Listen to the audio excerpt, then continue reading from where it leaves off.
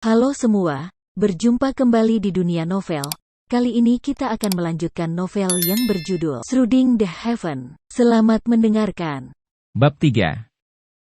Meskipun Yevhen belum berhasil dalam apa yang disebut karirnya, karena beberapa alasan dan pengalaman, dia sekarang memiliki modal di tangannya.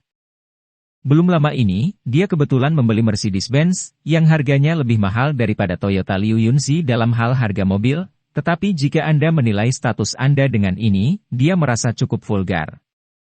10 menit kemudian, Yevhen pergi ke tempat pertemuan kota Mingyue di laut. Ini adalah kota hiburan super yang memadukan catering dan rekreasi. Terletak di lokasi utama dan daerah sekitarnya sangat makmur. Dari berbagai mobil menengah ke atas di tempat parkir, Anda dapat melihat konsumsi utama. Hanya 3 tahun setelah lulus dari universitas, sebagian besar siswa masih belum berhasil dalam karir mereka. Yevhen merasa memilih tempat pertemuan seperti itu agak boros. Ketika dia berjalan keluar dari tempat parkir dan datang ke Bright Moon City on the Sea, dia segera melihat beberapa sosok yang dikenalnya. Semuanya adalah teman sekelas yang datang ke pesta, dan beberapa dari mereka sudah tidak bertemu selama 3 tahun. Bertahun-tahun. Kamu Fen? Pada saat ini, seorang pemuda dengan penampilan tampan dan lembut melihatnya, dan menyapanya dengan senyum di wajahnya, berkata, "Ini salahmu, sebagai tuan tanah kota ini, kamu lambat untuk muncul, seharusnya kamu yang memprakarsai pertemuan dengannya." Itu tempat yang tepat untuk mengatur pesta ini. Pemuda berwajah lembut bernama Wang Ziwen ini adalah salah satu penggagas dan penggagas pesta ini, sosoknya sangat aktif di perguruan tinggi. Konon perkembangannya sangat lancar di kota lain dalam 3 tahun terakhir, dan asetnya sudah cukup kaya. Beberapa orang lainnya juga menyapa mereka, meski sudah lama tidak bertemu, mereka sangat ramah. Jelas bahwa Wang Ziwen sedang menunggu seseorang di sini, dan orang-orang yang dia bisa berdiri di depan kota bulan cerah di laut untuk menyambutnya hanya 2 atau 3 orang, jadi mudah ditebak. Wang Ziwen adalah orang yang cerdas. Dia tidak tinggal di sini untuk menunggu orang lain sendirian, tetapi memimpin sambil berbicara dan tertawa, dan menemani semua orang ke kota bulan cerah di laut. Ada pusat bisnis kecil di lantai 5, yang dapat menampung 30 hingga 50 orang untuk pertemuan, dan telah dipesan. Di luar sudah mulai gelap sekarang, dan hampir semua siswa yang datang ke pesta itu ada di sana. Kedatangan beberapa orang itu sontak membuat suasana adegan menjadi hidup. Banyak orang yang menyapa mereka, bisa berkumpul kembali terasa berlalunya waktu dan dislokasi ruang, tumpang tindih dengan beberapa adegan di kampus yang kesurupan. Sudah 3 tahun sejak saya lulus, dan semuanya berusia pertengahan 20-an, beberapa dari mereka sudah menikah, dan 2 di antaranya adalah ibu. Setiap orang memiliki lintasan hidup yang berbeda, tetapi secara umum, sebagian besar siswa adalah orang biasa, cita-cita dan ambisi masa lalu telah dipoles oleh waktu dan akan hilang sama sekali, kembali ke kehidupan biasa dalam kehidupan biasa. Mimpi hilang, dan kebanyakan orang sadar bahwa mereka hanyalah orang biasa. Yevhen dibawa ke sisi lain oleh Wang Ziwen setelah mengamati dengan cermat, dia menemukan bahwa siswa di sini sukses dalam karir mereka atau memiliki latar belakang keluarga. Kamu Fen, kamu datang sangat terlambat, kamu harus didenda 3 cangkir. 3 cangkir terlalu sedikit, dan kamu terlalu meremehkan kapasitas minum Yevhen.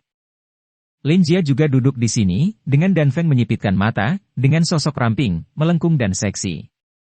Si cantik mana yang ingin menghukumku? Yevhen juga mengklasifikasikan beberapa siswa laki-laki ke dalam jajaran wanita cantik. Kamu mengambil keuntungan dari kami ketika kamu pertama kali datang, dan kamu akan dihukum berat. Sekelompok pria dan wanita dengan suara bulat berbicara dan mulai mengasah pisau mereka. Liu Yunzi memiliki latar belakang tertentu di kota ini, jadi dia secara alami juga termasuk dalam kelompok kecil ini. Dia berkata dengan santai, "Saya pikir Anda harus menunggu sebentar menunggu taksi." Saat dia mengatakan ini, dia adalah seorang sedikit dingin. Semua orang yang hadir mengetahui keluhan Liu Yunzi dengan Yevhen ketika dia masih kuliah, dan sekarang dia berkembang dengan sangat lancar di kota ini, tetapi pada saat ini dia secara tidak sengaja menunjukkan bahwa Yevhen datang ke sini dengan taksi, yang sangat jelas. Siswa lain juga memperhatikan situasi di sini dan melihat ke sini, tetapi Yevhen hanya tersenyum acuh tak acuh dan tidak mengatakan apa-apa. Aku akan pergi keluar untuk menjemput Yowie. Wang Ziwen mengganti topik pembicaraan, lalu berbalik dan pergi. Lin Jia berbicara tentang kosmetik dengan dua teman sekelas wanita, dan mereka juga berbicara tentang beberapa pakaian merek terkenal, yang lain juga berbicara tentang beberapa hal menarik di masa lalu. Namun, setelah apa yang baru saja terjadi, suasananya agak halus. Tidak ada lagi yang menyebutkan untuk menghukum Ye Fen, tetapi ada lebih banyak kata di sekitar Liu Yunxi. Meskipun Ye Fen adalah seorang tokoh terkenal di perguruan tinggi, tetapi setelah meninggalkan kampus, semua itu tidak penting. Sekarang apakah dia sukses dalam karirnya adalah hal yang paling penting. Dari waktu ke waktu, ada mata dari sekitarnya, sepertinya ini adalah lingkaran kecil khusus. Semua siswa di sini sedang berkembang dengan baik, tetapi saat ini Ye Fen cenderung terpinggirkan. Mengenai hal ini, Ye Fen selalu sangat tenang, tetapi pada akhirnya dia berdiri dan pergi dari sini, dan duduk bersama beberapa siswa lain. Dia tidak ingin ditandai sebagai kelompok khusus oleh siswa lain. Kosmetik dan pakaian bermerek selalu menjadi topik favorit siswa perempuan, sementara siswa laki-laki mengobrol tentang berbagai topik, mulai dari sepak bola hingga berita dan berita terkini. Setengah jam kemudian, 25 orang yang datang ke pesta itu tiba. Ada 33 siswa di kelas, 3 di antaranya sedang belajar di luar negeri, sedangkan 5 lainnya gagal karena beberapa alasan khusus. Beberapa penggagas dan penyelenggara pesta ini silih berganti menyampaikan orasi, suasananya sangat antusias. Setelah itu semua orang dibagi menjadi beberapa lingkaran kecil dan mengobrol dengan bebas. Butuh waktu lama sebelum semua orang meninggalkan pusat bisnis kecil, dan mereka akan mengangkat gelas mereka untuk merayakan reuni ini. Tanpa pengaturan yang disengaja, kerabat dan kerabat dari setiap meja terungkap. Ye Fen tidak duduk dengan kelompok kecil Lin Jia, Liu Yunxi dan yang lainnya, tetapi secara alami duduk di meja lain. Setelah pidato lainnya, sisanya sangat santai. Beberapa orang bersulang di antara berbagai meja anggur, dan beberapa dikelilingi di depan meja anggur. Sulit untuk bergerak selangkah, dan mereka bersulang lagi dan lagi. Banyak yang telah terjadi dalam 3 tahun terakhir, dan setiap orang telah banyak berubah. Mungkin karena rangsangan alkohol, banyak siswa berbicara tentang kehidupan mereka, ada yang bangga dan ada yang frustrasi. Beberapa orang membenci bos mereka yang sangat keras dan selalu meminta untuk bekerja lembur, tetapi gajinya sangat rendah. Seorang teman sekelas wanita mengatakan bahwa pacarnya adalah manajer departemen sebuah perusahaan terkenal. Teman sekelas lainnya mengatakan bahwa suaminya telah dipromosikan menjadi wakil presiden perusahaan, dan seseorang mengatakan bahwa tunangannya adalah keponakan seorang eksekutif bank. Dan semakin banyak orang yang diam setelah mendengarnya, dan kehidupan banyak orang tidak terlalu memuaskan. Di antara mereka, seorang teman sekelas wanita tampak kuyu. Beberapa orang mengatakan bahwa dia menikah dengan orang yang tidak disukainya, dan dia tidak bahagia setelah menikah. Suaminya minum sepanjang hari. Ketika seorang teman sekelas melewati kotanya untuk mengunjunginya, dia melihat wajahnya ada memar di tubuhnya. Jika Anda butuh bantuan, silakan datang kepada saya.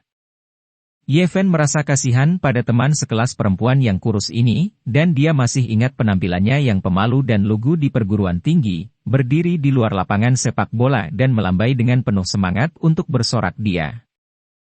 Melihat hidupnya benar-benar tidak memuaskan, dia mengangguk dengan sedih dan bersyukur, dan mengucapkan terima kasih dengan suara rendah. Kamu Fen, kamu harus mengubah dirimu dulu. Teman sekelas wanita yang mengatakan bahwa suaminya telah dipromosikan menjadi wakil presiden perusahaan berkata dengan sedikit belak-belakan di bawah pengaruh alkohol, lihat betapa lancar perkembangan Liu Yunxi sekarang. Para siswa di meja ini semuanya memandang Ye Fen pada saat yang sama, dan kemudian melihat ke meja tempat Liu Yunxi tidak jauh, ada semua siswa yang berkembang dengan sangat baik. Kamu Fen, bukan aku yang membicarakanmu. Kamu memang orang kuliah, tapi semuanya akan berubah setelah kamu meninggalkan kampus. Kamu tidak dapat melakukannya tanpa kerja keras. Di meja ini, siswa laki-laki yang mengatakan itu tunangan adalah keponakan seorang eksekutif bank yang juga terlihat berkhotbah. Ketika menyebut orang-orang di meja Liu Yunxi, beberapa siswa di sini mengungkapkan emosinya, mengatakan bahwa beberapa orang jauh lebih rendah dari diri mereka sendiri ketika mereka di sekolah, tetapi sekarang mereka tidak dapat dibandingkan lagi. Ada juga orang yang sinis dan ekstrim, berbicara sambil mabuk, mengatakan bahwa orang-orang itu pulang dengan pakaian mewah untuk memamerkan kekayaannya.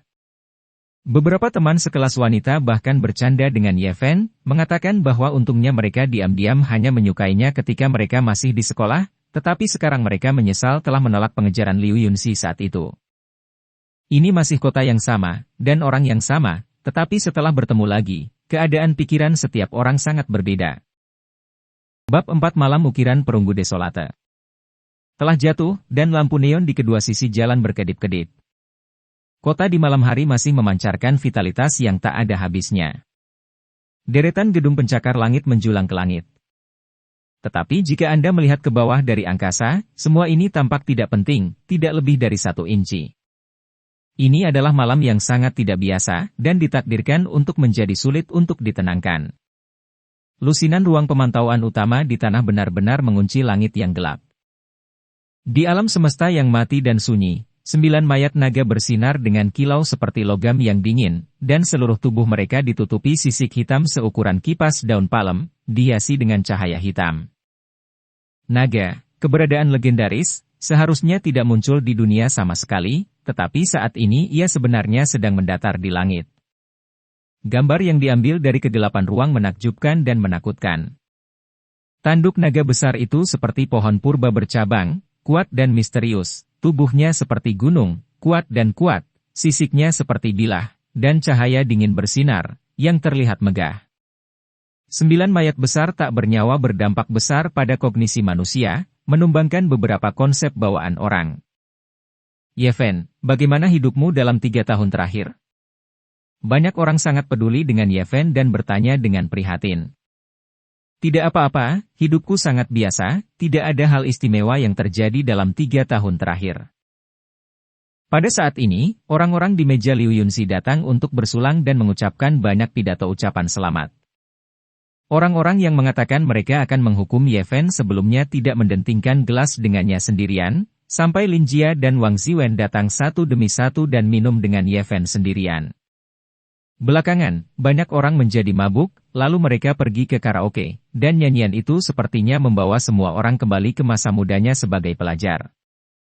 Berapa banyak orang yang mengagumi wajahmu ketika kamu masih muda, kamu tahu siapa yang bersedia menanggung perubahan tahun yang kejam, berapa banyak orang yang datang dan kembali di sisimu, kamu tahu aku akan berada di sisimu sepanjang hidupku.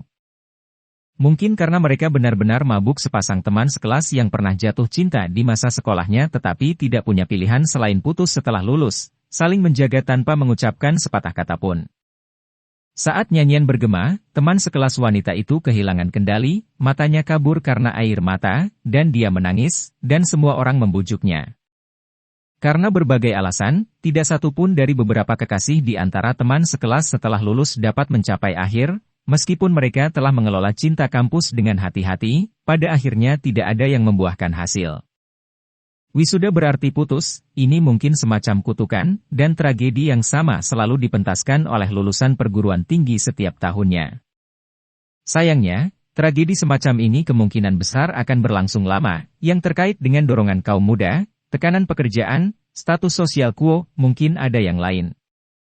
Hampir semua orang memilih lagu dari 3 tahun lalu, dan beberapa bernyanyi dengan penuh emosi, menarik kembali pikiran semua orang ke 3 tahun lalu. Akhirnya, Maiba muncul, teman sekelas yang mabuk mengambil mikrofon untuk waktu yang lama, tetapi suaranya benar-benar tidak memuaskan, tertawa bersama. Tidak sampai larut malam semua orang meninggalkan Bright Moon City on the Sea. Besok akan ada kegiatan, dan mereka akan kembali ke alma mater mereka untuk melihat-lihat. Siswa yang datang dari jauh hampir semuanya dipesan di hotel yang sama, dan beberapa siswa yang memiliki mobil akan bertanggung jawab untuk mengirimnya ke sana. Lin Jia, aku akan mengantarmu kembali ke hotel. Liu Yunxi memarkir Toyota di sebelah Lin Jia. Beberapa siswa lain ingin naik taksi, tetapi kursi di mobil di sebelah mereka sangat terbatas, jadi saya malu mengambil inisiatif untuk mengambil mobil Liu Yunxi dan yang lainnya. Pada saat ini, sebuah Mercedes-Benz diparkir di pinggir jalan. Yeven keluar dari mobil dan mendatangi teman sekelas perempuan yang tampak kurus itu, dan berkata, aku akan mengantarmu pulang. Yeven merasa simpatik kepada teman sekelas wanita ini. Dia adalah gadis yang bahagia dan lugu yang suka menyemangati teman sekelasnya di luar lapangan sepak bola, dan terkadang memberi mereka beberapa botol air mineral dengan malu-malu.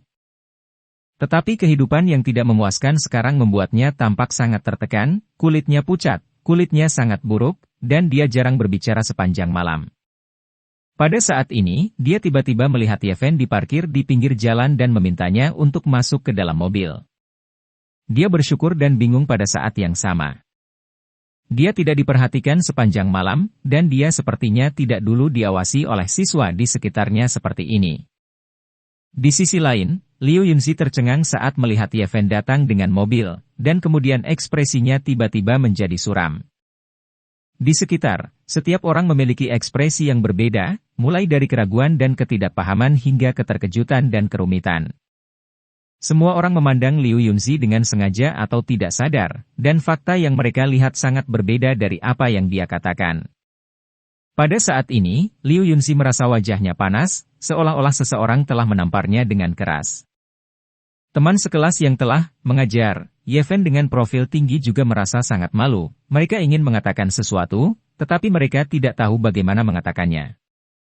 Ada juga beberapa orang yang menunjukkan ekspresi main-main dan aneh, terutama mereka yang pernah bersulang di meja yang sama dengan Yeven, yang sepertinya merasa bahwa pemandangan seperti itu telah mengecilkan hati kelompok kecil Liu Yunzi. Saat ini, dua lainnya datang, membuka pintu mobil dan masuk.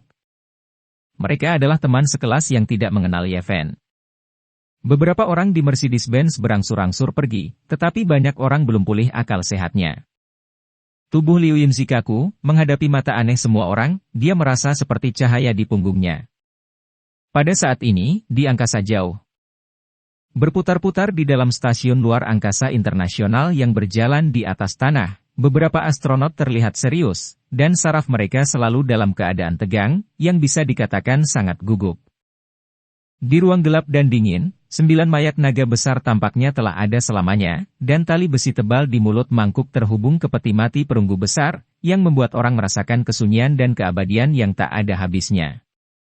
Para pembuat keputusan di lapangan telah sepakat bahwa jika ada perubahan besar, 9 mayat naga dan peti mati perunggu kuno yang misterius akan segera dihancurkan. Tapi tidak ada yang mau itu terjadi. Peti tarik 9 naga, dari kedalaman alam semesta yang gelap dan sepi, nilai dan signifikansinya terlalu besar untuk diperkirakan. Tiba-tiba, ruang pemantauan utama di Stasiun Luar Angkasa Internasional menangkap serangkaian sinyal misterius, yang merupakan semacam fluktuasi yang tidak biasa. Sumber target sudah dekat, itu adalah peti mati perunggu besar yang ditarik oleh 9 mayat naga, dan fluktuasi misterius berasal dari pola kuno dan samar di atasnya. Sulit untuk diuraikan. Sinyal dikirim kembali ke tanah dan diuraikan dengan superkomputer tercanggih, tetapi masih tidak dapat menemukan petunjuk apapun. Pola kuno pada peti mati perunggu besar ditutupi dengan patina dan karat, sehingga sulit untuk melihat semuanya dengan jelas. Setelah analisis awal, ukiran perunggu itu terkait dengan legenda Tiongkok kuno. Ruang pemantauan dari berbagai negara dengan suara bulat mencapai kesimpulan yang sama, ukiran berbentuk binatang pada peti mati perunggu besar terkait dengan beberapa monster kuno dan ganas yang tercatat di Cina, Shanhai Jing. Ini mirip dengan binatang buas, dan karakter dalam pola perunggu diduga sebagai dewa.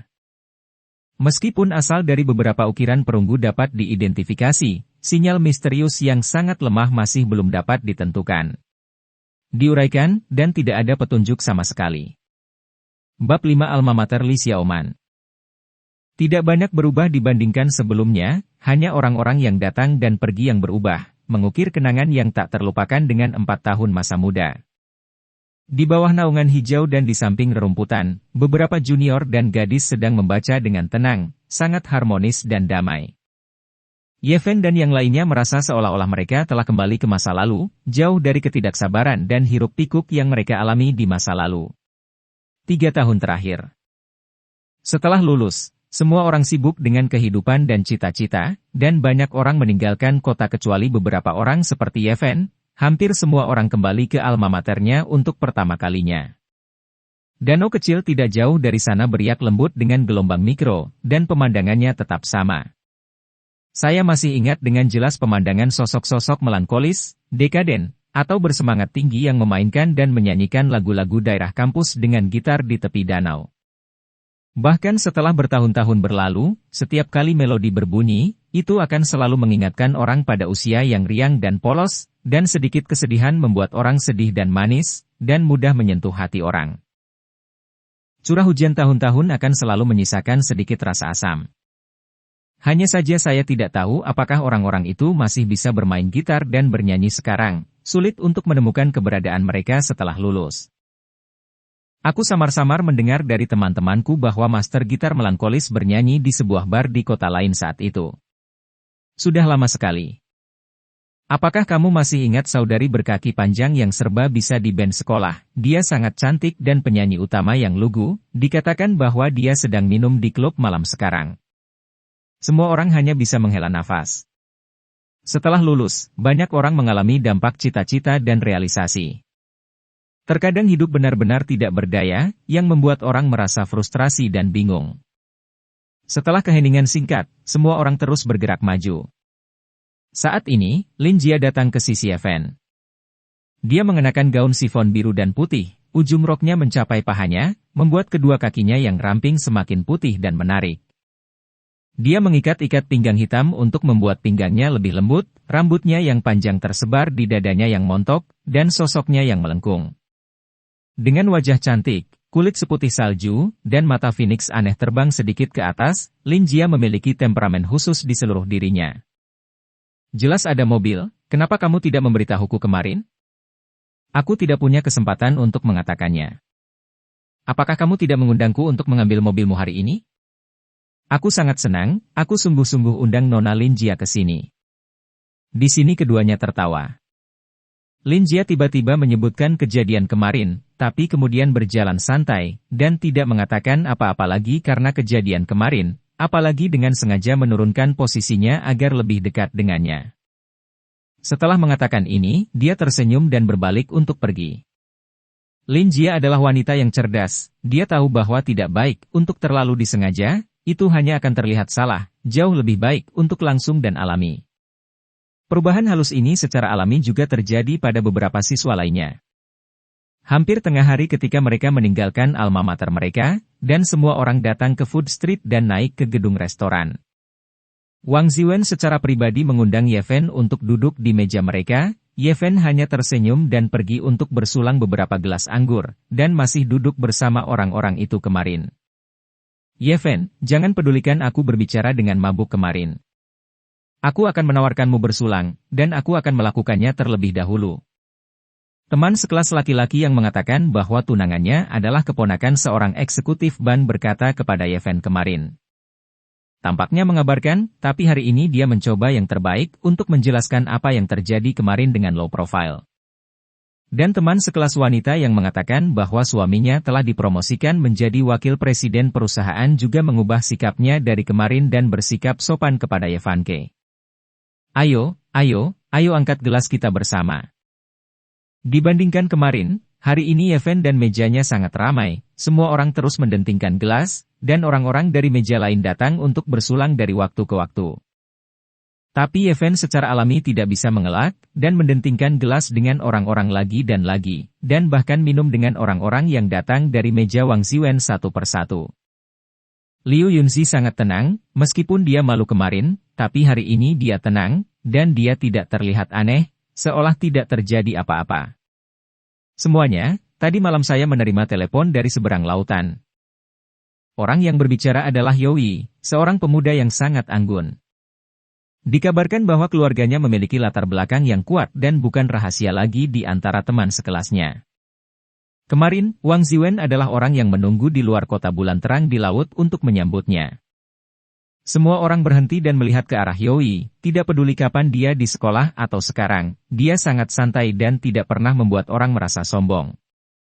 Yowie berbagi kabar bahwa ketiga siswa yang pernah belajar di luar negeri di seberang lautan telah berangkat ke negara asalnya, yang menyebabkan diskusi panas di antara para siswa yang hadir.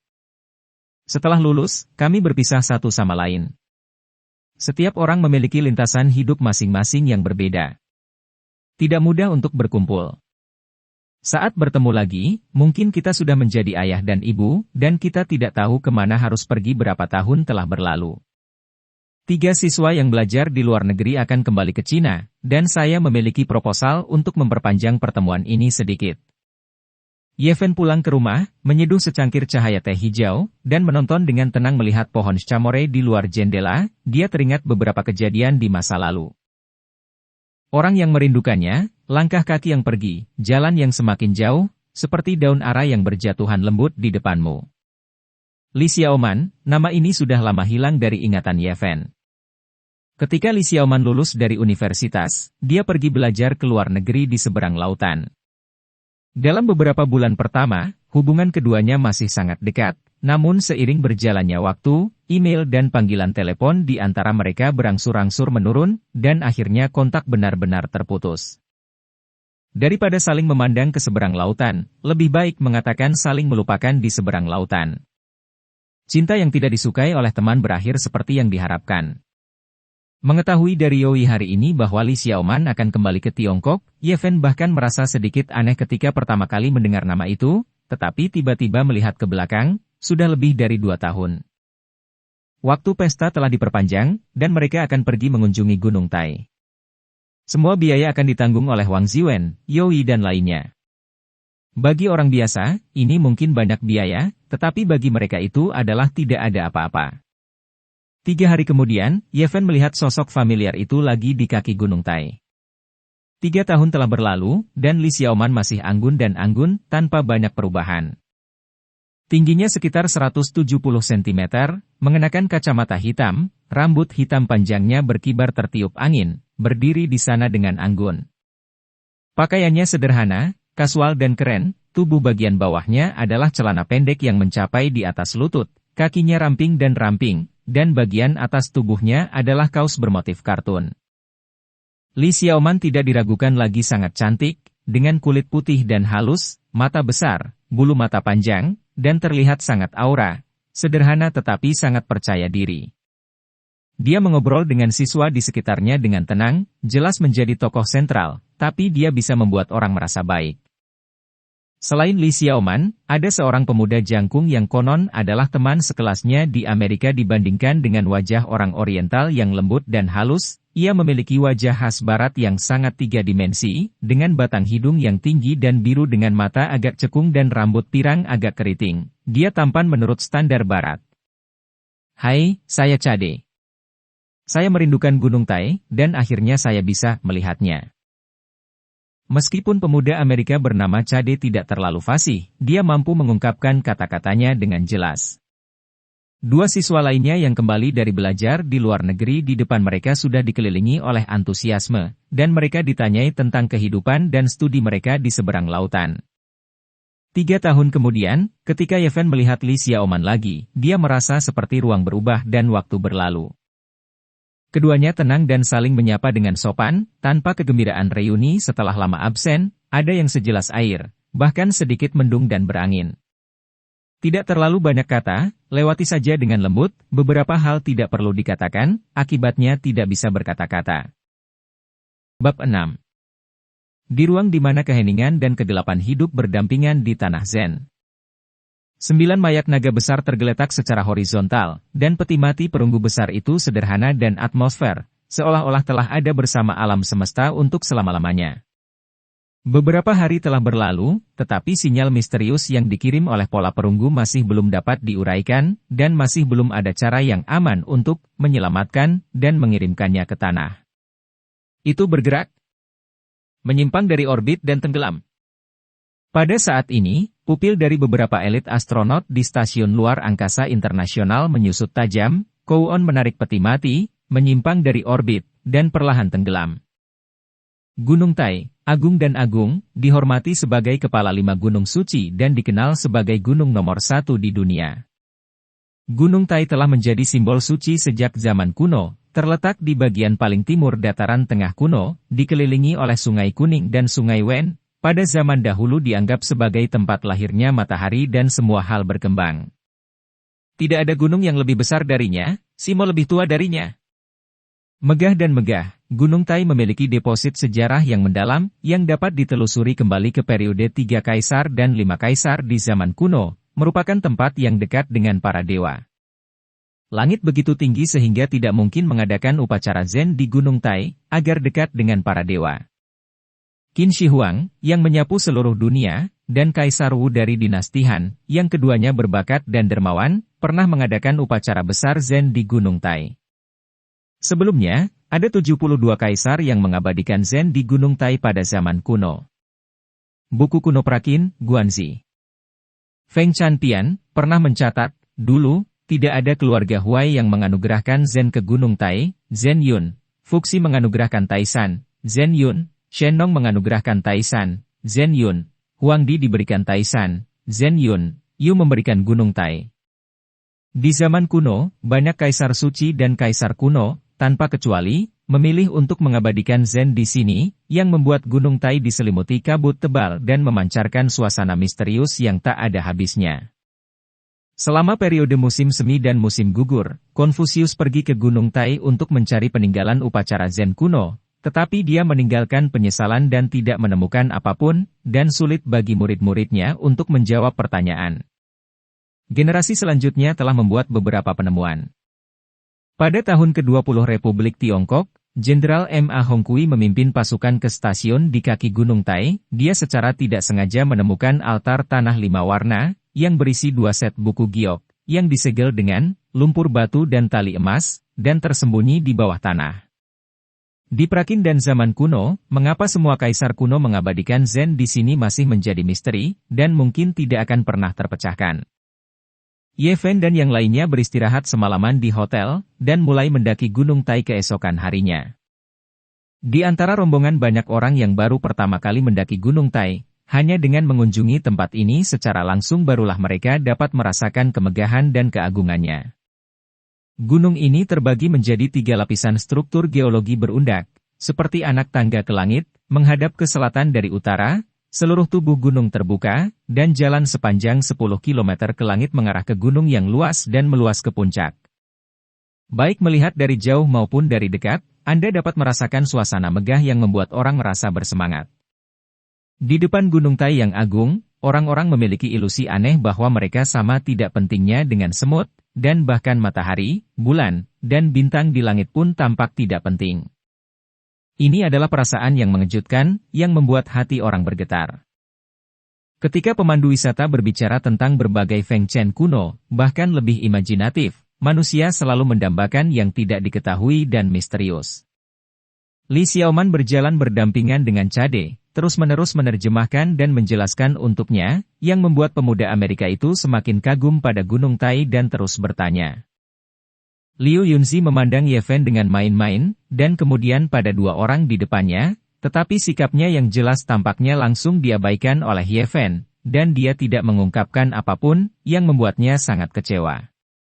Faktanya, Ye Fen sama sekali tidak memperhatikannya, jadi dia secara alami sangat tenang. Ye Fen telah selesai membaca, Wang Dine Ijing, berpikir bahwa semua orang bijak kuno mengabadikan Zen di sini, dia tiba-tiba memiliki asosiasi yang konyol, mungkinkah ada peradaban kuno yang hilang? Jika demikian, Gunung Tai tidak diragukan lagi merupakan tempat suci pada masa itu. Namun, dia segera menggelengkan kepalanya, merasa bahwa beberapa hari terakhir ini terlalu membosankan untuk memiliki asosiasi yang tidak masuk akal. Gunung Tai memiliki pohon pinus kuno yang rimbun, banyak mata air dan air terjun, megah, dan tidak ada kekurangan keindahannya, ditambah dengan awan berkabut dan kabut, secara alami menambah sedikit misteri dan kedalaman. Mendaki sepanjang jalan, ada banyak tempat menarik dan prasasti tebing di sepanjang jalan, yang menakjubkan. Dari tempat pengorbanan, melalui istana kaisar, kuil Dai, hingga puncak Kaisar Giok, yang disegel ke langit, itu merupakan sumbu dunia bawah surga dunia sepanjang 10 km. Di malam hari, semua orang akhirnya mendaki ke puncak Gunung Tai Yu Huangding, melihat ke bawah ke pegunungan di bawah, dan melihat ke Sungai Kuning, yang membuat orang sangat memahami arti sebenarnya dari mendaki Gunung Tai untuk membuat dunia menjadi kecil, oleh Konfusius. Kamu akan menjadi puncak gunung, dan kamu akan melihat semua gunung kecil. Penyair bijak juga meninggalkan mahakarya selama berabad-abad. Pada saat ini, matahari terbenam, dan awan serta puncak bertatahkan lapisan tepi cerah keemasan, bersinar seperti harta langka. Pemandangan yang begitu indah mau tidak mau membuat orang mabuk. Tiba-tiba, beberapa titik hitam muncul di langit, dan kemudian secara bertahap menjadi lebih besar, dan ada hembusan angin dan guntur. 9 raksasa jatuh dari langit, seperti 9 sungai hitam panjang yang jatuh. Pada saat ini, semua orang di Gunung Tai terkejut dan saling memandang dengan takjub. Ternyata itu adalah 9 mayat naga besar, menarik peti mati perunggu kuno, jatuh ke puncak Gunung Tai. Naga, eksistensi legendaris, berdiri berdampingan dengan para dewa dan berada di atas hukum alam. Namun, dengan berkembangnya ilmu pengetahuan, siapa yang akan percaya bahwa naga benar-benar ada? Terkejut, para turis di gunung menahan napas bahkan lupa berteriak. Ada keheningan singkat, dan kemudian Gunung Tai mendidih, dan semua orang berlari dengan panik, bergegas ke segala arah, menghindari mayat naga besar yang mendekat. Ini adalah gambaran yang mengejutkan. Saat matahari terbenam yang berdarah, Kouon menarik peti mati dan turun ke Gunung Tai. Berteriak ketakutan dan menangis tak berdaya, semua orang melarikan diri satu demi satu. 9 naga menarik peti mati tidak jatuh begitu cepat, tetapi ketika mendarat, itu masih mengguncang puncak Gunung Tai dengan keras. Ledakan. 9 monster besar itu tenggelam seperti 9 gunung, mengguncang puncak Kaisar Giok dan memecahnya menjadi retakan besar. Tanah dan bebatuan terciprat, dan debu memenuhi udara. Peti mati perunggu kuno juga menghantam puncak Gunung Tai dengan ledakan, dan gunung itu berguncang seperti gempa bumi. Banyak batu berguling turun dari gunung, mengeluarkan suara gemuruh, seperti ribuan pasukan dan kuda yang berlari kencang. Banyak orang yang terkena dampak, berdarah akibat benturan bebatuan, dan jatuh dari gunung, menangis dan melolong ketakutan. Guncangan berhenti, dan gunung dengan cepat menjadi tenang, tetapi sudah terjadi kekacauan di Gunung Tai, dan banyak orang jatuh saat melarikan diri. Ini adalah pemandangan yang sangat kacau. 9 mayat naga besar dengan panjang 100 meter, sebagian besar tubuhnya diam-diam tergeletak di puncak gunung, dan separuh lainnya tergantung dari tebing, seperti tembok besar baja hitam, penuh dengan kekuatan yang mengejutkan. Dan sangat mengejutkan bagi penglihatan orang. Bagian atas Kaisar Giok di Gunung Tai hancur, dan ada retakan yang mengerikan di tanah. Peti mati perunggu sepanjang 20 meter itu sederhana dan bersahaja, dengan beberapa pola kuno yang samar di atasnya, penuh dengan perubahan waktu, dan atmosfer misterius beredar. Bab 7 Altar Tanah 5 Warna. Terjadi begitu tiba-tiba, semua ini di luar imajinasi orang. Ini. Semua orang tidak bisa mempercayainya. Namun, 9 mayat naga dan peti mati tembaga tergeletak di depan mereka, dan fakta seperti besi ada di depan mereka. Semua ini sangat melanggar akal sehat, menumbangkan kognisi orang, dan pemikiran semua orang sangat terpengaruh. Saat kekacauan baru saja pecah, Ye Fen dan rombongannya tidak melarikan diri dengan panik. Mereka berkumpul bersama sampai Yu Huangding tenang. Meskipun mereka semua jatuh ke tanah, tidak ada korban jiwa yang besar, hanya beberapa orang yang memar di lengan mereka. Pada saat ini, wajah mereka dipenuhi dengan keterkejutan, dan pemandangan luar biasa di depan mereka membuat mereka tak terlupakan selama sisa hidup mereka. 9 mayat naga besar tergeletak dengan tenang di depan seperti ini, dan peti mati tembaga besar itu benar-benar mengejutkan penglihatan orang, semua ini terlalu mengejutkan dan misterius. Semua orang terdiam, dengan pasang surut di hati mereka, dan ekspresi kaget, panik, takut di wajah mereka, sehingga sulit untuk tenang. Tidak lama kemudian Lin Jia berkata dengan suara rendah, "Ayo turun gunung dengan cepat." Semua orang mengangguk, berpikir bahwa mereka harus segera meninggalkan tempat ini, dan tidak ada yang mau tinggal lebih lama selama 1/4 jam. 1 jam.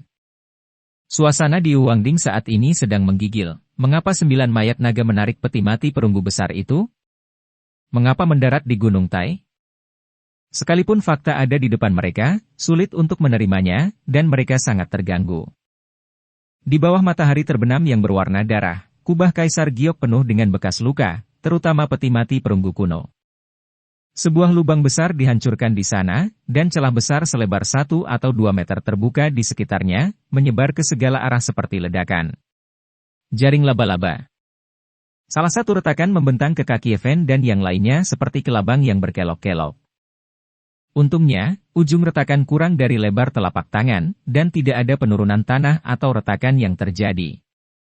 Tepat ketika semua orang hendak pergi, Li Xiaoman menunjuk ke depan dan berkata, "Apa itu?" Setengah. Bagian dari batu giok terlihat di bawah permukaan yang retak, dan ada cahaya terang yang terpantul di matahari terbenam.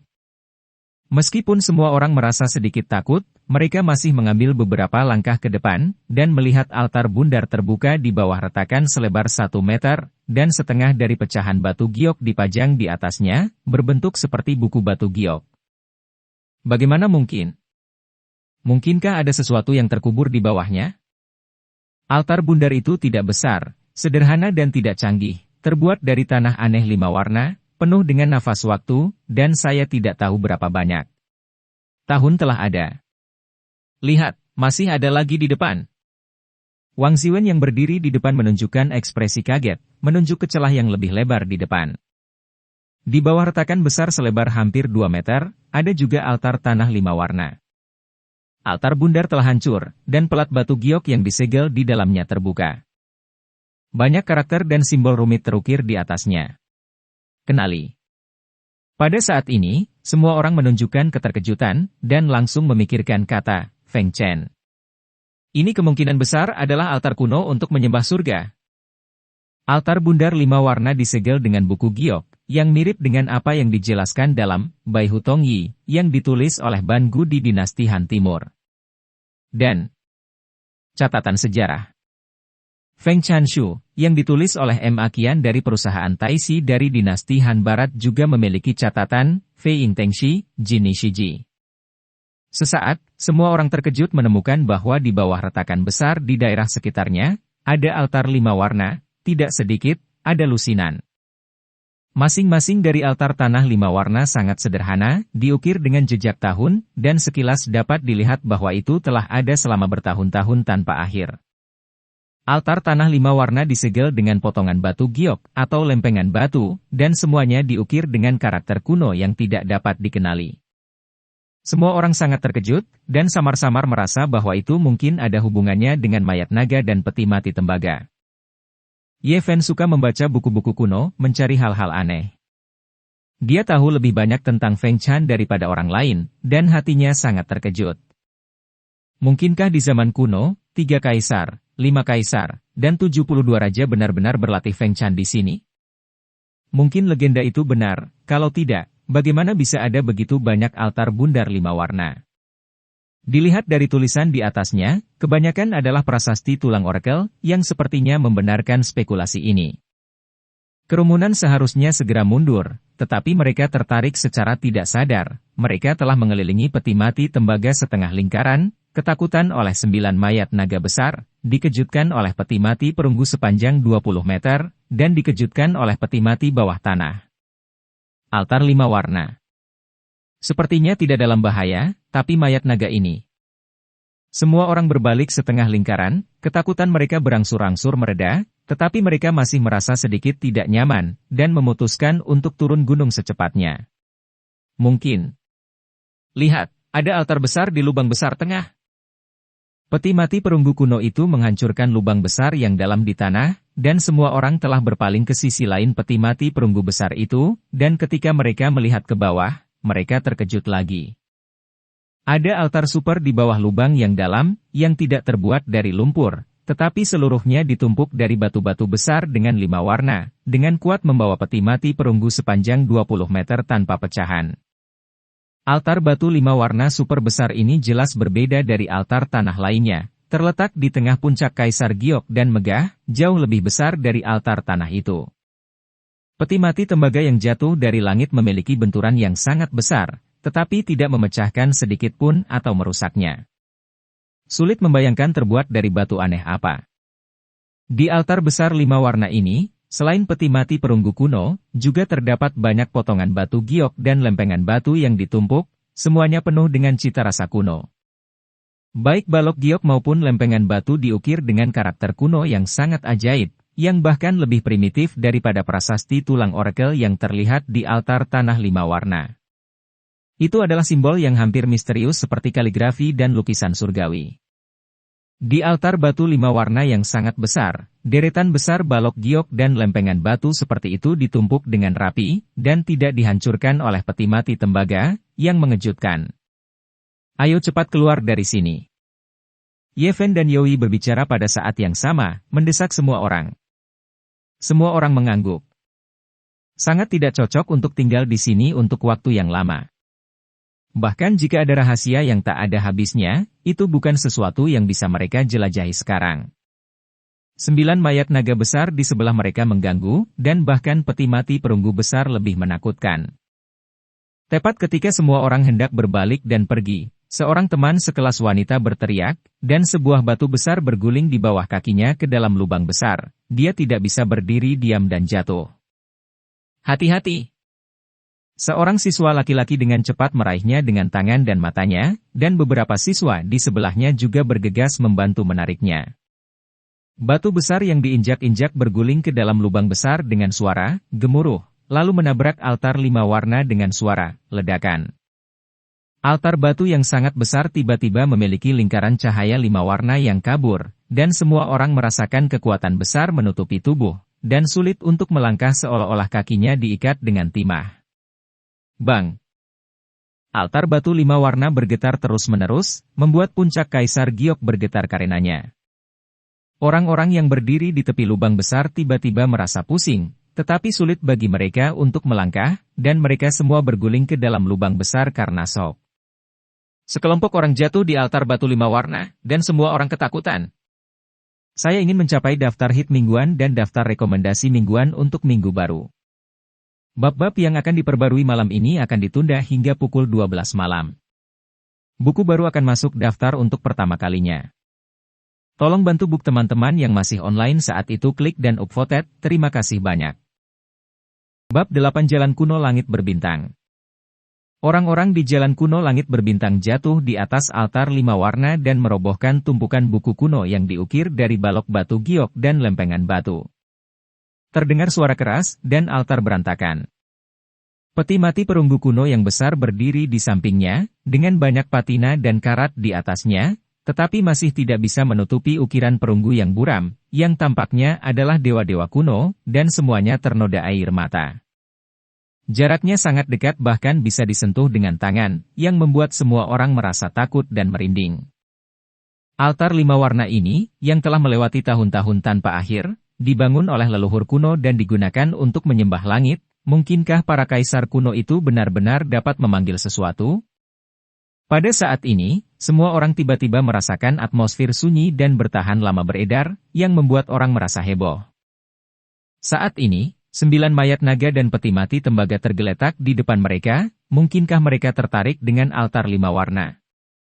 Menurut legenda, sebelum Qin Huang, Han Wu, 72 raja dari 3 kaisar, 5 kaisar, dan 72 raja pada zaman dahulu mengadakan upacara mengabadikan Zen di sini, dan apa yang mereka terima? Kecemerlangan 5 warna bersinar, dan balok batu giok dan lempengan batu yang ditampilkan di altar 5 warna tiba-tiba menjadi jernih dan transparan. Semua karakter kuno yang terukir di atasnya bersinar, dan seluruh altar super besar memancarkan cahaya lembut. Terdengar suara berderak. Dan tumpukan balok batu giok dan lempengan batu tiba-tiba retak, dan kemudian meledak dengan cemerlang, dan karakter kuno yang terukir di atasnya tampak hidup, dan semuanya mengalir keluar, mengambang di tengah kehampaan. Cici. Karakter yang lebih kuno bersinar dengan cahaya, mengambang di udara, dan kemudian balok giok dan lempengan batu itu terhapus dengan angin sepoi-sepoi, dan semua karakter kuno yang terukir pada balok giok dan lempengan batu semuanya dibebaskan dari belenggu mereka. Di atas peti mati perunggu kuno, di sekitar lubang besar, ada ribuan karakter kuno yang bersinar, seolah-olah seluruhnya terbuat dari besi cair, dengan kilau dan tekstur logam. Klik-klik. Suara pecah datang lagi, dan karakter kuno bersinar dari altar tanah 5 warna kecil di dekatnya, mengambang di udara. Di sekitar peti mati perunggu raksasa, bintang-bintang tampak bersinar terang, yang sangat misterius di bawah matahari terbenam berwarna darah.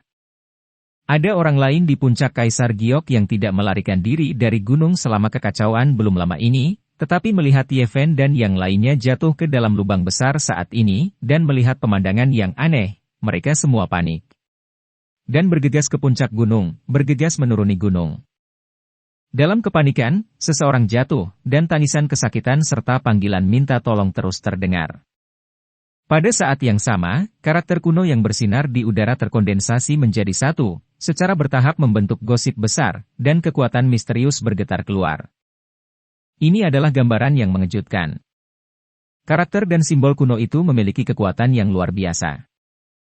Setelah diringkas bersama, mereka terwujud menjadi diagram 8 diagram besar, menutupi peti mati perunggu kuno dan 9 mayat naga.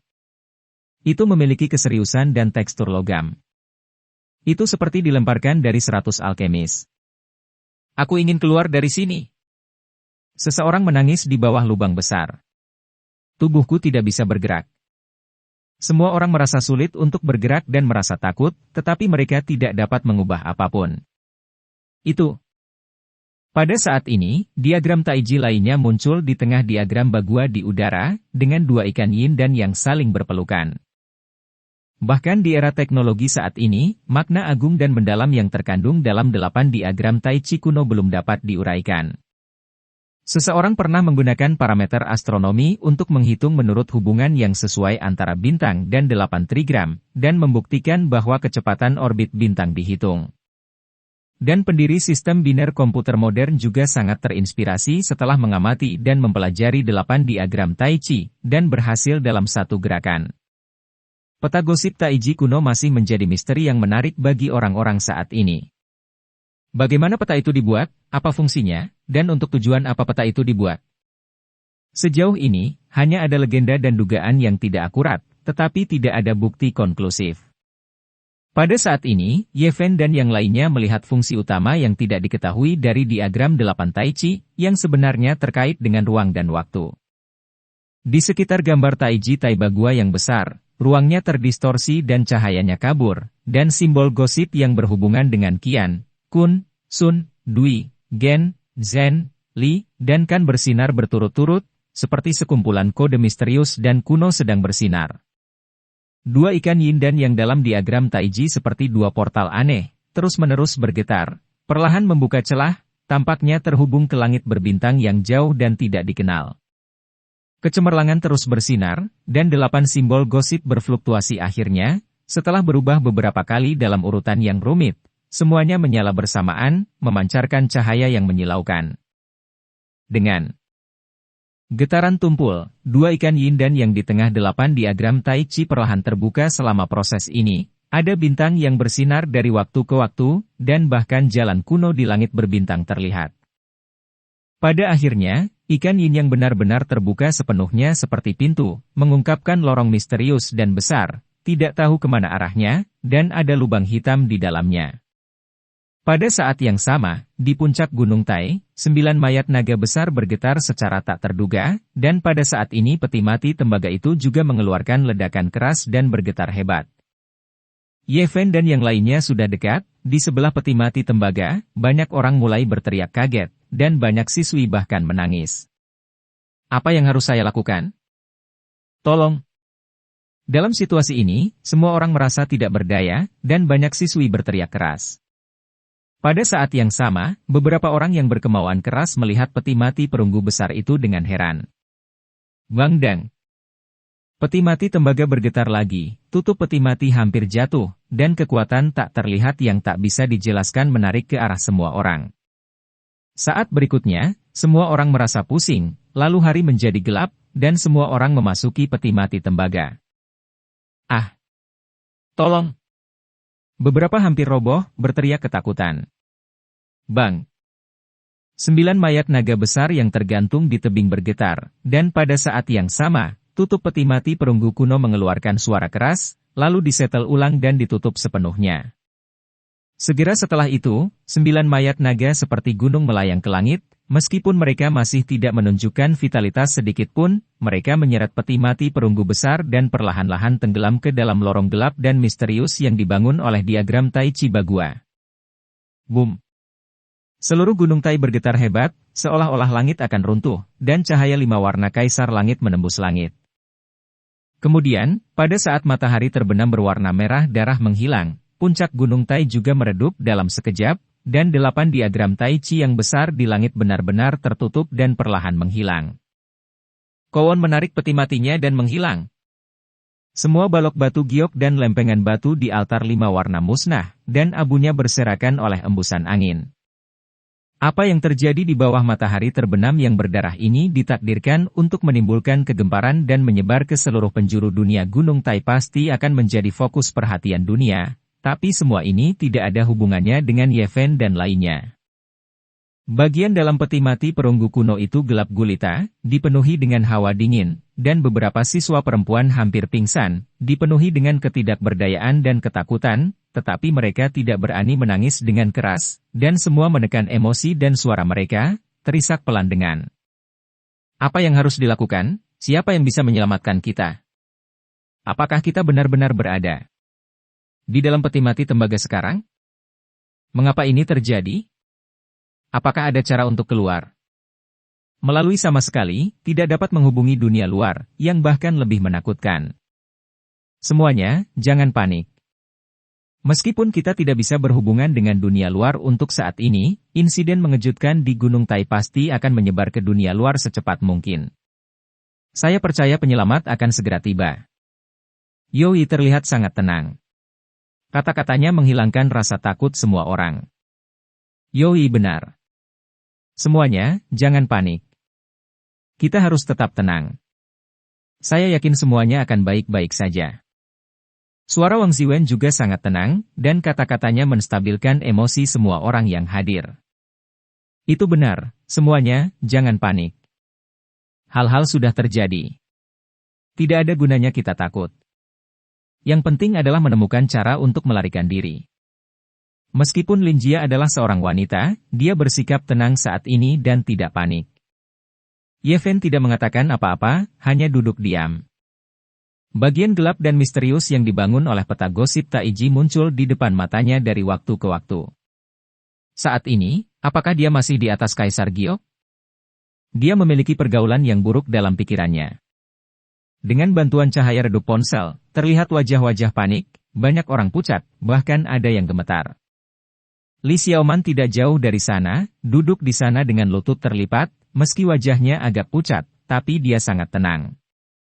Di sebelahnya adalah pemuda Amerika bernama Chade, dan keduanya terus berbicara dengan suara rendah dalam bahasa Inggris.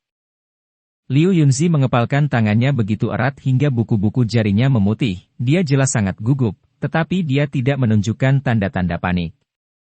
Nyatanya, semua orang yang hadir sangat terganggu, lagi pula mereka berada di peti mati perunggu kuno yang tertutup. Apakah semua orang telah jatuh ke dalam peti mati tembaga? Mari kita konfirmasikan jumlah orang yang hadir. 1, 2, 3, 28, 29, 30. Suara teman sekelas yang menghitung jumlahnya tiba-tiba bergetar, dan berkata, bagaimana mungkin ada orang ke-30? Ada 33 siswa di kelas. Di awal pertemuan, 3 dari mereka tidak bisa hadir karena mereka sedang belajar di luar negeri, sedangkan 5 lainnya batal hadir karena beberapa alasan khusus. Orang-orang di jalan kuno langit berbintang jatuh di atas altar 5 warna dan merobohkan tumpukan buku kuno yang diukir dari balok batu giok dan lempengan batu. Terdengar suara keras, dan altar berantakan. Peti mati perunggu kuno yang besar berdiri di sampingnya, dengan banyak patina dan karat di atasnya, tetapi masih tidak bisa menutupi ukiran perunggu yang buram, yang tampaknya adalah dewa-dewa kuno, dan semuanya ternoda air mata.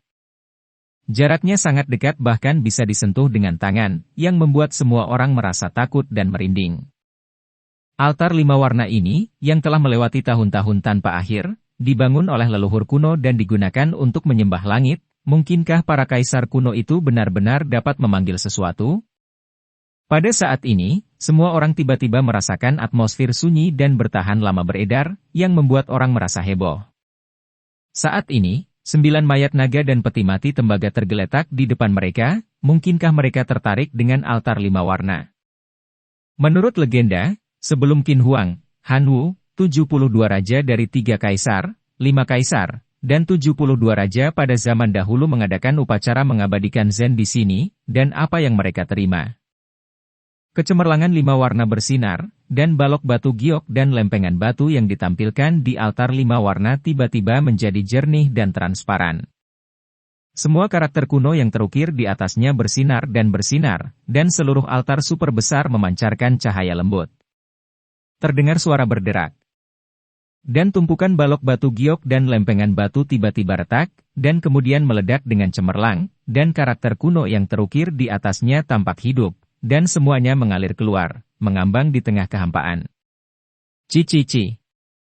Karakter yang lebih kuno bersinar dengan cahaya, mengambang di udara, dan kemudian balok giok dan lempengan batu itu terhapus dengan angin sepoi-sepoi, dan semua karakter kuno yang terukir pada balok giok dan lempengan batu semuanya dibebaskan dari belenggu mereka.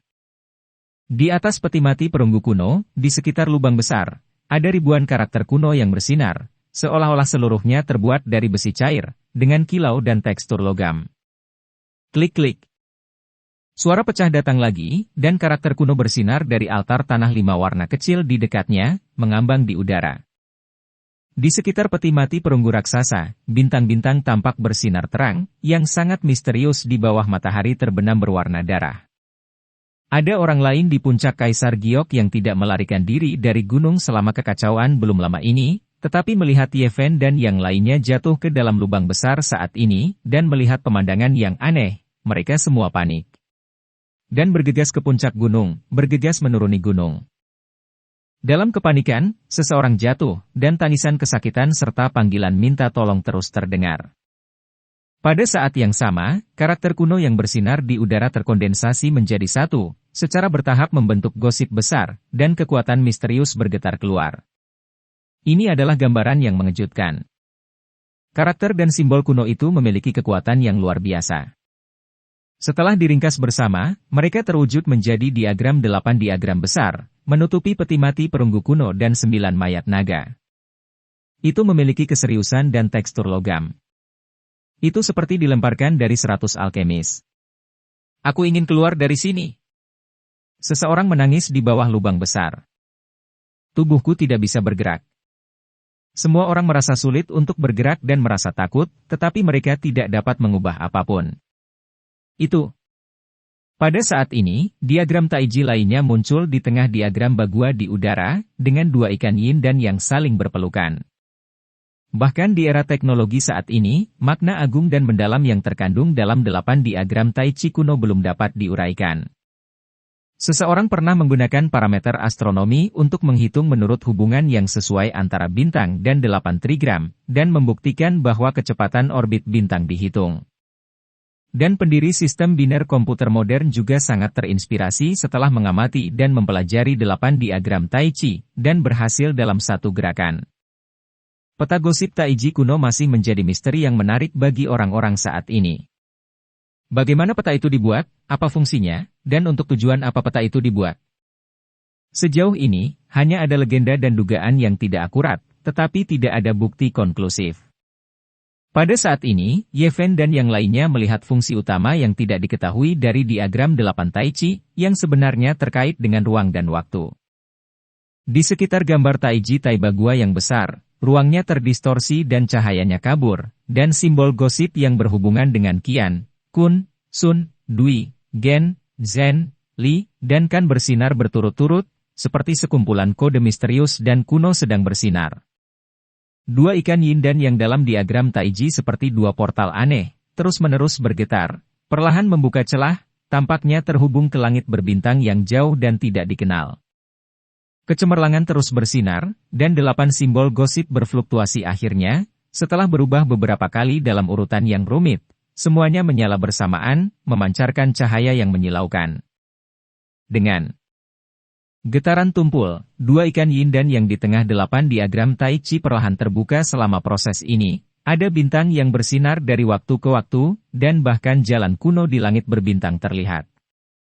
Pada akhirnya, ikan yin yang benar-benar terbuka sepenuhnya seperti pintu, mengungkapkan lorong misterius dan besar, tidak tahu kemana arahnya, dan ada lubang hitam di dalamnya. Pada saat yang sama, di puncak Gunung Tai, 9 mayat naga besar bergetar secara tak terduga, dan pada saat ini peti mati tembaga itu juga mengeluarkan ledakan keras dan bergetar hebat.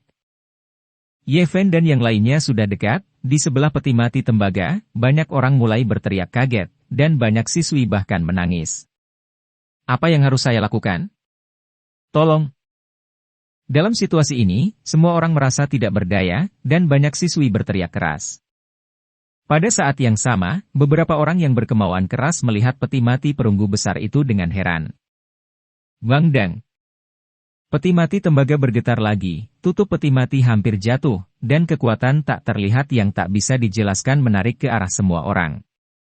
Saat berikutnya, semua orang merasa pusing, lalu hari menjadi gelap, dan semua orang memasuki peti mati tembaga. Ah! Tolong! Beberapa hampir roboh, berteriak ketakutan. Bang!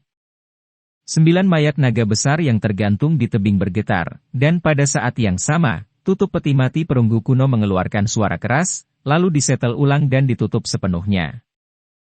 Segera setelah itu, 9 mayat naga seperti gunung melayang ke langit, meskipun mereka masih tidak menunjukkan vitalitas sedikit pun, mereka menyeret peti mati perunggu besar dan perlahan-lahan tenggelam ke dalam lorong gelap dan misterius yang dibangun oleh diagram Tai Chi Bagua. Boom! Seluruh gunung Tai bergetar hebat, seolah-olah langit akan runtuh, dan cahaya 5 warna kaisar langit menembus langit. Kemudian, pada saat matahari terbenam berwarna merah darah menghilang, puncak gunung Tai juga meredup dalam sekejap, dan 8 diagram Tai Chi yang besar di langit benar-benar tertutup dan perlahan menghilang. Kowon menarik peti matinya dan menghilang. Semua balok batu giok dan lempengan batu di altar 5 warna musnah, dan abunya berserakan oleh embusan angin. Apa yang terjadi di bawah matahari terbenam yang berdarah ini ditakdirkan untuk menimbulkan kegemparan dan menyebar ke seluruh penjuru dunia. Gunung Tai pasti akan menjadi fokus perhatian dunia, tapi semua ini tidak ada hubungannya dengan Yeven dan lainnya. Bagian dalam peti mati perunggu kuno itu gelap gulita, dipenuhi dengan hawa dingin, dan beberapa siswa perempuan hampir pingsan, dipenuhi dengan ketidakberdayaan dan ketakutan, tetapi mereka tidak berani menangis dengan keras, dan semua menekan emosi dan suara mereka, terisak pelan dengan. Apa yang harus dilakukan? Siapa yang bisa menyelamatkan kita? Apakah kita benar-benar berada di dalam peti mati tembaga sekarang? Mengapa ini terjadi? Apakah ada cara untuk keluar? Melalui sama sekali, tidak dapat menghubungi dunia luar, yang bahkan lebih menakutkan. Semuanya, jangan panik. Meskipun kita tidak bisa berhubungan dengan dunia luar untuk saat ini, insiden mengejutkan di Gunung Tai pasti akan menyebar ke dunia luar secepat mungkin. Saya percaya penyelamat akan segera tiba. Yoi terlihat sangat tenang. Kata-katanya menghilangkan rasa takut semua orang. Yoi benar. Semuanya, jangan panik. Kita harus tetap tenang. Saya yakin semuanya akan baik-baik saja. Suara Wang Ziwen juga sangat tenang, dan kata-katanya menstabilkan emosi semua orang yang hadir. Itu benar, semuanya, jangan panik. Hal-hal sudah terjadi. Tidak ada gunanya kita takut. Yang penting adalah menemukan cara untuk melarikan diri. Meskipun Lin Jia adalah seorang wanita, dia bersikap tenang saat ini dan tidak panik. Yeven tidak mengatakan apa-apa, hanya duduk diam. Bagian gelap dan misterius yang dibangun oleh peta gosip Taiji muncul di depan matanya dari waktu ke waktu. Saat ini, apakah dia masih di atas Kaisar Giok? Dia memiliki pergaulan yang buruk dalam pikirannya. Dengan bantuan cahaya redup ponsel, terlihat wajah-wajah panik, banyak orang pucat, bahkan ada yang gemetar. Li Xiaoman tidak jauh dari sana, duduk di sana dengan lutut terlipat, meski wajahnya agak pucat, tapi dia sangat tenang. Di sebelahnya adalah pemuda Amerika bernama Chade, dan keduanya terus berbicara dengan suara rendah dalam bahasa Inggris. Liu Yunzi mengepalkan tangannya begitu erat hingga buku-buku jarinya memutih, dia jelas sangat gugup, tetapi dia tidak menunjukkan tanda-tanda panik. Nyatanya, semua orang yang hadir sangat terganggu, lagi pula mereka berada di peti mati perunggu kuno yang tertutup. Apakah semua orang telah jatuh ke dalam peti mati tembaga? Mari kita konfirmasikan jumlah orang yang hadir. 1, 2, 3, 28, 29, 30. Suara teman sekelas yang menghitung jumlahnya tiba-tiba bergetar, dan berkata, bagaimana mungkin ada orang ke-30? Ada 33 siswa di kelas. Di awal pertemuan, 3 dari mereka tidak bisa hadir karena mereka sedang belajar di luar negeri, sedangkan 5 lainnya batal hadir karena beberapa alasan khusus. Bab 9 orang ke-30 di peti mati tembaga. Kok ada 1 orang lagi? Siapa itu? Suara orang yang bertanya itu bergetar. Semua layar ponsel menyala, dan semua orang memandang orang-orang di sekitar mereka dengan ngeri, takut wajah aneh akan muncul di depan mereka. Kenalan mencoba yang terbaik untuk bergerak lebih dekat, dan melihat sekeliling dengan gemetar. Pada saat ini, semua orang akhirnya memastikan bahwa memang ada 1 orang lagi, dan mereka bersandar di sudut tidak jauh. Siapa kamu? Apakah kamu manusia atau hantu? Di dalam peti mati perunggu raksasa yang misterius, hal jahat apapun bisa terjadi, dan semua orang yang hadir merasa sangat tidak nyaman. Batuk berat datang dari sudut gelap, sosok hitam itu menggerakkan tubuhnya, dan kemudian mengeluarkan suara rendah dan serak, berkata, "Hantu, hantu." Suara serak bergema di peti mati perunggu. Dalam hal ini untuk saat itu, semua orang merasa kedinginan dari ujung kepala sampai ujung kaki, rambut mereka berdiri tegak, dan rasa dingin yang dalam meresap ke udara. Semua orang merasa seolah-olah jatuh ke dalam gudang es, dan banyak dari mereka yang ketakutan. Beberapa siswi bahkan berteriak melengking, menangis keras, dan hampir roboh di tanah. Hantu, tempat. Suaranya sedikit lemah, dan bayangan hitam itu bisa merasakan bahwa dia sangat lelah, dan dia menggoyangkan tubuhnya mencoba untuk berdiri. Sungguh tempat hantu, apakah kita di peti mati tembaga? Sosok hitam di sudut perlahan berdiri, mengajukan pertanyaan yang sedikit membingungkan, dan suaranya perlahan menjadi lebih kuat. Melihat sosok hitam tinggi berdiri, banyak orang tanpa sadar mundur. Bayangan hitam terus berbicara sambil bergerak ke sini, "Ini aku, Pangbo." "Berhenti, jangan mendekat." Semua orang mengangkat telepon mereka dan menatap ke depan dengan bantuan cahaya redup. Yeven memisahkan kerumunan, berjalan perlahan ke depan, dan berkata, "Apakah kamu benar-benar Pangbo? Tidak bisakah kamu mendengar suaraku?" Cahaya layar ponsel menyala dalam gelap, dan sosok yang akrab memegang telepon tampil di depan, dengan alis tebal dan mata besar, serta tubuh yang kekar. Pangbo adalah sahabat Yeven ketika dia masih kuliah, dan dia tidak bisa datang ke pesta karena beberapa masalah pribadi, tapi sekarang dia tiba-tiba muncul, dan semua orang ragu. "Aku tidak percaya." Pangbo sama sekali tidak datang ke pesta itu. "Siapa kamu?" Suara seseorang bergetar di belakangnya. Seseorang yang seharusnya tidak muncul sama sekali sedang berdiri di peti mati tembaga, yang membuat banyak orang yang hadir merasa kulit kepala mereka kesemutan. "Tentu saja aku Pangbo. Siapa di antara kalian yang punya air? Aku sangat kehausan." Bayangan hitam itu terus berjalan ke depan. "Berhenti." Semua orang masih tidak percaya.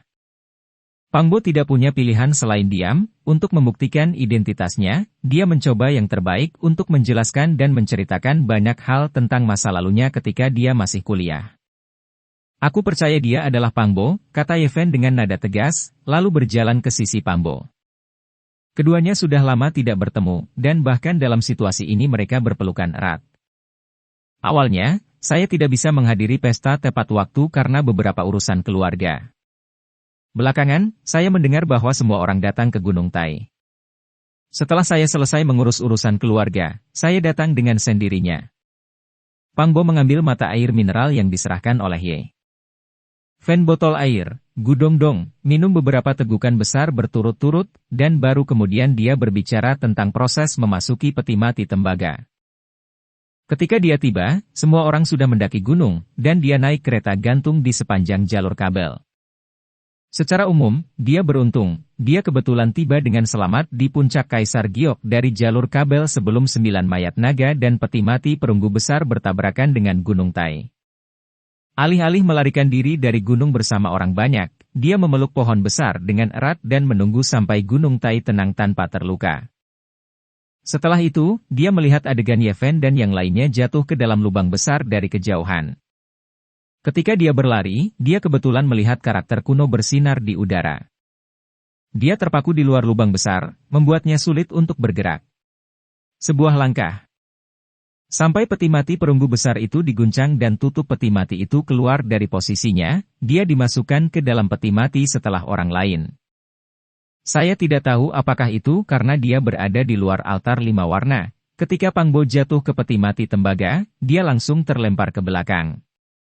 Hanya pada saat inilah semua orang secara bertahap menghilangkan keraguan mereka, dan ketegangan hati sanubari akhirnya mengendur. Kita harus menemukan cara untuk menyelamatkan diri kita sendiri. Berada di dalam peti mati tembaga ini membuat orang merasa tidak nyaman. Aku selalu punya firasat buruk. Wajah Li Xiaoman memucat, dan matanya yang indah menatap kegelapan jauh di dalam peti mati tembaga, di mana.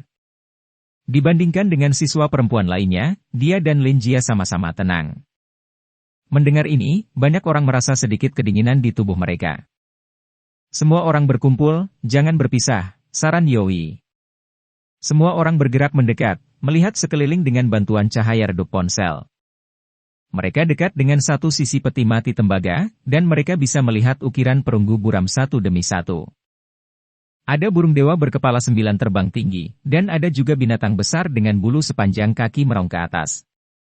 Beberapa gambar perunggu terukir yang dilapisi dengan patina dan karat adalah binatang buas yang terekam dalam Shanhai Jing, seperti Tao Tie, Qiongqi, dan Wu. Ukurannya sangat besar, penampilannya mengerikan, dan seperti aslinya, membuat orang menjadi menakutkan. Berjalan di sepanjang dinding bagian dalam peti mati tembaga untuk jarak tertentu, semua orang juga menemukan banyak figur terukir, seperti leluhur kuno dan beberapa dewa kuno. Setelah itu, semua orang menemukan area besar dengan pola aneh, padat, dihiasi titik-titik, menyerupai peta langit berbintang. Peti mati perunggu besar itu panjangnya 20 meter dan lebarnya lebih dari 8 meter, gambar terukir yang dilihat semua orang hanyalah sebuah sudut. Mereka tidak terus menonton, karena saat ini, semua orang memperhatikan bahwa tampaknya ada beberapa artefak di kedalaman peti mati tembaga. Semua ponsel disatukan, dan semua orang dengan berani mengambil beberapa langkah ke depan, samar-samar mereka bisa melihat bagian tengah peti mati perunggu besar, dan ada benda persegi panjang yang samar di tempat gelap. Jelas, itu bukan mayat, juga tidak terlihat seperti benda hidup, yang meyakinkan semua orang dan terus berjalan beberapa langkah ke depan. Ada peti mati di peti mati, dan ternyata peti mati tembaga lainnya. Ketika mereka benar-benar melihat benda di depan mereka, banyak orang tersentak. Ada lagi peti mati tembaga yang diparkir di posisi paling tengah, panjang kurang dari 4 meter dan lebar kurang dari 2 meter, sederhana dan redup, diukir dengan gambar kuno, ditutupi dengan tembaga hijau, diukir dengan angin dan embun beku tahun-tahun, membuat orang terasa dingin dan menakutkan. Bukannya ada peti mati di dalam peti mati. Ini adalah peti mati asli, yang merupakan alat untuk mengawetkan mayat. Peti perunggu besar di luar disebut peti mati luar, yang merupakan satu set peti mati. Kombinasi keduanya adalah disebut peti mati dalam dan luar. Pangbo adalah salah satu dari sedikit. Seseorang yang tidak begitu mengerti arti peti mati itu menjelaskan. Mendengar bahwa peti mati di depan mereka adalah alat yang sebenarnya untuk mengawetkan jenazah, banyak orang, deng, segera mundur, merasa sangat ketakutan di hati mereka. Orang macam apa yang dimakamkan di peti mati perunggu kuno yang begitu misterius? Ada kejutan dan ketakutan di hati setiap orang. Dibandingkan dengan peti mati perunggu di depan saya, rahasia arkeologi dan makam kuno dari makam kaisar yang pernah saya dengar di masa lalu tidak ada yang perlu disebutkan, tidak ada sama sekali. Adakah yang pernah melihat peti mati perunggu sepanjang 20 meter? Adakah yang pernah melihat peti mati raksasa misterius jatuh dari langit? Adakah yang pernah melihat 9 mayat naga ditarik ke dalam peti mati? Itu membuat orang bertanya-tanya apakah tubuh yang terkubur di dalam adalah tubuh seseorang, dan tidak mungkin membayangkan apa yang terkubur di dalam peti mati. Bab 10 Tanah Tanpa Batas. Peti mati perunggu gelap berangsur-angsur menjadi tenang. Tidak ada yang berbicara lagi, dan semua orang penuh ketakutan. Melihat peti mati perunggu di mana mayat itu dibungkus, kerumunan mengeluarkan teriakan berat, dan semua orang sangat terkejut. Grogi. Peti mati perunggu berbintik-bintik hijau dan karat, orang macam apa yang terkubur di dalamnya. Semua ini harus berhubungan dengan altar 5 warna di Gunung Tai. Setelah sekian lama, semua orang mulai berdiskusi dengan suara rendah, ingin tahu mengapa semua ini terjadi. seharusnya seperti ini. Itu terkait dengan altar kuno 5 warna. Itu menarik 9 mayat naga dan peti mati perunggu. Semua yang mereka lihat terlalu tak terbayangkan, yang berdampak serius pada pemikiran dan kognisi semua orang yang hadir. Altar 5 warna dibangun oleh nenek moyang kuno, dapat dikatakan bahwa misterinya tidak ada habisnya. Yevhen banyak memikirkan, berapa banyak rahasia yang tidak diketahui yang tersembunyi dalam sejarah kuno yang dimusnahkan. Tidak ada hal berbahaya yang terjadi, suasana hati semua orang berangsur-angsur menjadi tenang, dan mereka dengan serius berspekulasi tentang semua yang ada di depan mereka. Mungkin, 9 naga menarik peti mati dipanggil oleh nenek moyang kuno. Begitu ucapan ini keluar, seseorang segera membalas, orang-orang kuno telah lama punah dan saya tidak tahu berapa tahun yang lalu. Saya maksudku, 9 naga menarik peti mati saya terlambat, dan sekarang ini adalah tanggapan terhadap zaman kuno. Ketika seorang teman sekelas wanita membuat pernyataan seperti itu, semua orang terkejut, panggilan dari leluhur kuno, almarhum Kouon dan peti mati kuno, ribuan tahun menanggapi, ini luar biasa. Apa kebenarannya, kita tidak tahu, semuanya hanya dugaan, ada banyak kemungkinan. Ya, mungkin peti mati Kouon sama sekali tidak ada hubungannya dengan nenek moyang kuno, tetapi kembali dengan sendirinya. Anda melihat ukiran perunggu itu ada leluhur kuno, ada dewa kuno, dan banyak sosok yang diukir dengan air mata, yang membuat orang merasa sunyi dan melankolis, seolah-olah mereka sedang menceritakan kisah kuno. Mungkin itu benar. Jiulonglah peti mati, hancurkan bahaya alam, dan kembali ke kampung halamanku. Masa lalu yang penuh darah. Mungkinkah leluhur kuno benar-benar memiliki cara yang tidak diketahui untuk menjelajahi tempat yang tidak diketahui dan jauh? Kouon menarik peti mati, kembali ke kampung halaman, mati saat lahir, kembali dengan tulang mati, dan kembali dengan mayat terselubung. Di tengah percakapan, rasa takut di antara kerumunan perlahan berkurang, dan berbagai kemungkinan terkaan. Namun, dia masih terkagum-kagum dengan peti mati perunggu di tengahnya, tidak ada yang akan menyentuhnya, apalagi membukanya. Saya pikir orang yang akan diselamatkan seharusnya mendaki Gunung Tai, mungkin tidak jauh. Saya harap tidak akan ada kecelakaan dan selamatkan kami secepat mungkin. Tidak ada cara bagi semua orang untuk melarikan diri dari peti mati kuno. Peti mati perunggu tingginya 8 kaki, 9 meter, dan disegel oleh tutup peti mati, tidak ada cara untuk melarikan diri. Ketika semua orang berharap untuk keluar dari bahaya secepat mungkin, peti mati perunggu itu tiba-tiba bergetar hebat, semua orang tidak bisa berdiri dengan mantap dan bergoyang, dan banyak orang langsung jatuh ke tanah. Ada apa? Apa yang terjadi? Semua orang terkejut. Beberapa siswa perempuan bahkan mulai menangis, memegang erat orang-orang di sekitar mereka. Apakah penyelamat sudah tiba? Apakah mereka menyelamatkan kita? Di tengah kekhawatiran dan ketakutan, peti mati tembaga itu berguncang lebih keras, tidak ada yang bisa berdiri, dan hampir semuanya jatuh ke tanah, bersentuhan erat dengan peti mati perunggu yang dingin. Bang! Adalah getaran keras lainnya, seolah-olah pesawat sedang melewati awan dingin di ketinggian, membentuk lapisan pelindung es yang tebal, terus bergetar. Boom! Guncangan keras terakhir seperti petir, seolah ingin menghancurkan semua benda nyata. Jelas peti mati perunggu besar itu bertabrakan. Tetapi pada saat ini, ukiran perunggu di peti mati tembaga hitam pekat memancarkan sedikit cahaya redup, langsung menangkal dampak yang tak terbayangkan. Semua orang dalam keadaan terkejut dan tidak pasti, baru saja mereka dengan jelas merasa bahwa dunia akan terbalik, tetapi dalam sekejap, situasi menjadi tenang, membuat orang merasakan ilusi yang aneh. Tidak, barusan ada dampak yang mengerikan, kenapa tiba-tiba berhenti? Ini bukan ilusi. Peti mati tembaga memang mengalami benturan keras dan dibalik beberapa kali, tapi kami tidak terpengaruh. Pada saat ini, semua orang terkejut menemukan bahwa peti mati perunggu digantung di dinding samping peti mati, dan itu melekat kuat pada peti mati itu terpasang kuat di sana, dan tidak jatuh. Jatuh. Peti mati perunggu sekarang telah terbalik ke tanah. Peti mati tembaga kecil yang berisi mayat pasti telah dilemparkan dengan kuat di bagian bawah peti mati besar, sehingga sulit untuk bergerak. Oleh karena itu, setelah peti mati terbalik dan miring, awalnya sekilas sepertinya tergantung di dinding samping. Bisa dibayangkan seberapa kuat dampak mengerikan tadi, tapi itu terhalau oleh cahaya redup dari ukiran perunggu, yang membuat orang merasa tidak bisa dipercaya. Cahaya dari luar. Seru Li Xiaoman. Semua orang memalingkan kepala dan melihat ke arah yang dilihat Li Xiaoman, memang ada sedikit cahaya redup yang masuk dari depan.